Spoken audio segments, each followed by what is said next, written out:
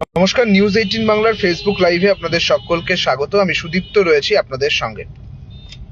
আজ সকাল থেকেই, একেবারে সাত সকাল থেকেই বলা চলে ভোর থেকেই আয়কর দপ্তরের তল্লাশি শুরু হয়েছে, অর্থাৎ ইনকাম ট্যাক্সের তল্লাশি শুরু হয়েছে শহরের বিভিন্ন জায়গায়, একাধিক জায়গায়। যেটা জানা যাচ্ছে যে মোট 8টি জায়গায় শহর কলকাতায় তল্লাশি চলছে এবং রাজ্য জুড়ে মোট 20টি জায়গা কলকাতা সহ সেখানে আয়কর দপ্তরের এই তল্লাশি শুরু হয়েছে।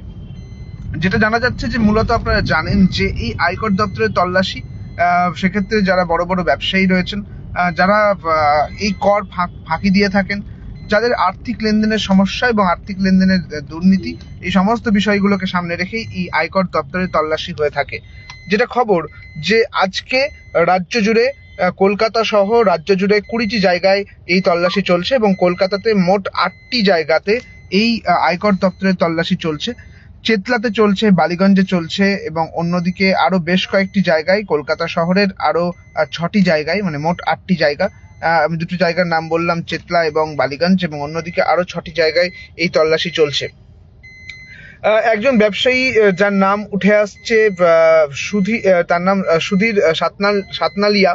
তিনি হচ্ছেন মূলত জৈব সারের একটি কোম্পানির মালিক এবং তার একটি কোম্পানিও রয়েছে চেতলাতে, সেন্ট্রাল রোডে, এবং সেখানে প্রথমে তল্লাশি হয় এবং তারপর আয়কর দপ্তরের আধিকারিকেরা বেরিয়ে যান এবং কেন্দ্রীয় জওয়ান তারা যারা ছিলেন তারা নিরাপত্তায় থাকেন, তারাও বেরিয়ে যান এবং বেরিয়ে গিয়ে পাশেই সন্তোষ রোড, এবং সেখানে গিয়ে তারা তল্লাশি শুরু করেন। সেখানে তার বাড়ি রয়েছে, অর্থাৎ সুধীর সাতনালিয়ার যার বাড়ি, সাতনালিওয়ালা, সুধীর সাতনালিওয়ালা তার নাম, এবং এই ব্যবসায়ী মূলত জৈব সারের একজন কোম্পানির মালিক এবং সেই সঙ্গে আরো বেশ কিছু গুরুত্বপূর্ণ ব্যবসা রয়েছে তাঁর, হোটেলের ব্যবসা রয়েছে তাঁর, এবং তার বাড়িতেই এই আয়কর তল্লাশি চলছে, আয়কর দপ্তরের তল্লাশি চলছে।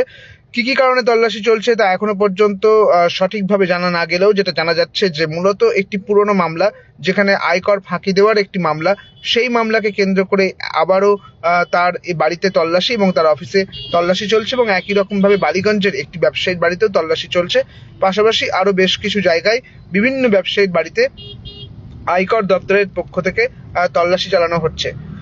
আমরা দেখতে পাই যে বিভিন্ন ক্ষেত্রে এই ইডি, সিবিআই এর যে তল্লাশি এবং আয়কর দপ্তরের তল্লাশি, এগুলো কিন্তু চলে এবং এগুলো খুব লেন্দি হয়, কখনো কখনো 2-4 ঘন্টাতেও শেষ হয়ে যায়। তবে লেন্দি হওয়ার যে ঘটনা তাই কিন্তু বেশি, এবং সকাল 6টা থেকে এই তল্লাশি চলছে সুধীর সাতনালিওয়ালার বাড়িতে, এবং তিনি একজন ব্যবসায়ী।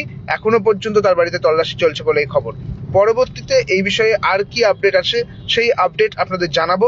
তবে আপাতত এই পর্যন্তই। বাকি সমস্ত খবরের জন্য নজর রাখতে হবে নিউজ 18 বাংলায়।